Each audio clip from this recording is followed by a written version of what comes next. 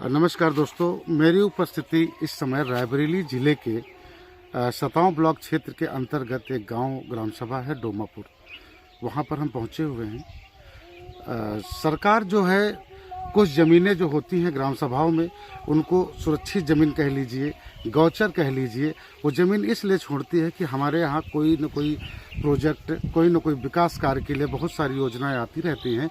इसके लिए सरकार ग्राम सभाओं में कुछ ज़मीनों को छोड़ती है। आप ये देखिए, डोमापुर ग्राम सभा में ये जो आप तस्वीरों में देख रहे हैं, ये गौचर की टोटल ज़मीन है। यहाँ पर गौचर की ज़मीन इसलिए छोड़ा गया था कि मान लो कभी सरकार के द्वारा कोई योजना आए तो यहाँ पे उसका विकास हो सके।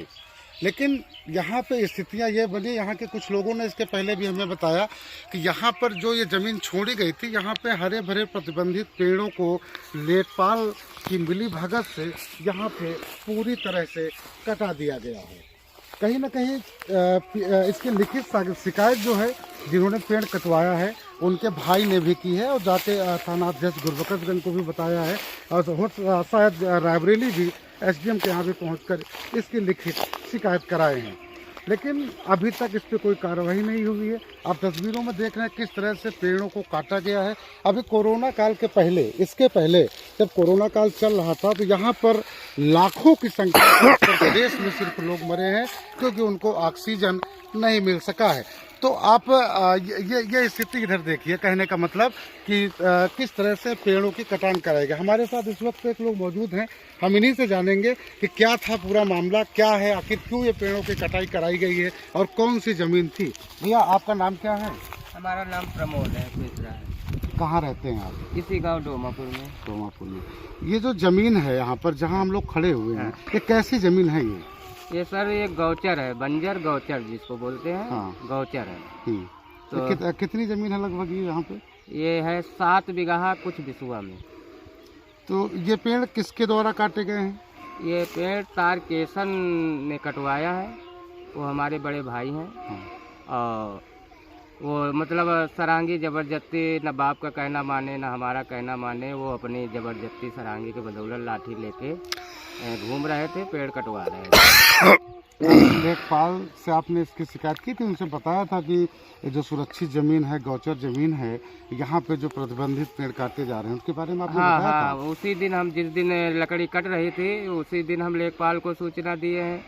उसी दिन हम वन विभाग भी गए हैं, तो वहाँ हमारी सूचना नहीं दर्ज की गई। वो बोले कि लेखपाल द्वारा हमारे पास आएगा तो हम इसकी इंक्वायरी करेंगे। थाने गए थे आप? थाने में हम FIR रिपोर्ट अपना एप्लीकेशन दिए हैं। वहाँ से आए हैं अधिकारी लोग, तस्वीर खींच के ले गए, लेकिन कोई कार्रवाई नहीं। देखिए, पीड़ित का साफ साफ आरोप है कि जो पेड़ काटे गए थे, मैंने इसकी लिखित शिकायत वन विभाग को दी, थाना गुरबख्शगंज को भी दी, लेकिन अभी तक कोई यहाँ पर कार्रवाई नहीं हो सकी। जब आपने लेखपाल से कहा इस बारे में, तो लेखपाल ने आपसे क्या कहा? लेखपाल बोलते हैं हाँ ठीक है, वो कार्रवाई होगी। और हम बोल रहे हैं कि ये 1.5 लाख के हमारी जानकारी में बिक्री हुआ है, तो लेखपाल उसको भटकाते हैं कि नहीं, इतने का नहीं है, हम पहले इसका जानकारी करेंगे। कौन लेखपाल बोले हैं आपको? लेखपाल बोले। तो यहाँ पे किस किस चीज़ के पेड़ काटे गए हैं? यहाँ 5 पेड़ तो नीम के आपको दिखाई दिए हैं, 10-12 पेड़ के तादाद में चिलवल है, और 10 पेड़ की तादाद में छोरिया है, 5 पेड़ की तादाद में अकोहर है, और बहुत अन्य पेड़ मतलब ये हाई हैं, आप देख ही रहे हो। तो पीड़ित का जो आरोप था, उनका साफ साफ कहना था कि मैंने हल्का लेखपाल से भी कहा, हल्का लेखपाल ने भी हमारी बातों को इग्नोर किया। रायबरेली जिला अधिकारी, आखिर जो उनके कर्मचारी लोग हैं, आखिर उनसे एक चीज़ पूछना चाहिए कि ग्राम सभाओं में जो ज़मीनें छोड़ी जाती हैं वो किस लिए छोड़ी जाती हैं? अगर ये पेड़ खड़े हैं तो कभी भी किसी भी सरकारी काम में भी आ सकते हैं, सरकारी संपत्ति पर खड़े हुए, तो आखिर लेखपाल ने इसको कैसे कटवा दिया? ये एक गंभीर विषय है और ये एक जांच का विषय है।